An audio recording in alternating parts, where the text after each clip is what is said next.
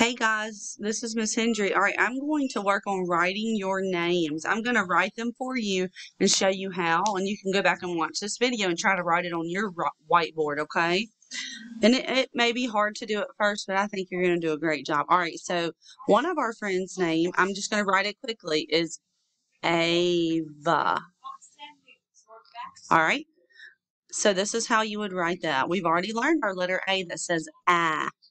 So you would do a slant, slant, push across. All right, and then your V is going to be a slant down, slant up. And then your letter A is a round with a pull down. Ava. Slant, slant, push across, slant down, slant up, a ball with a pull down. So Ava, you can definitely try that, okay?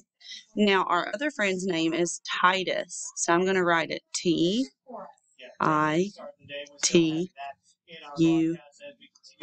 All right. And so we our capital T is a pull down with a push across.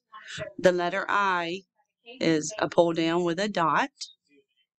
Then you're going to make a cross for your other T, a pull down with a push across in the middle. Then your smile with a pull down for the letter U, and then a wiggly snake for the S. So for the capital T, pull down, push across.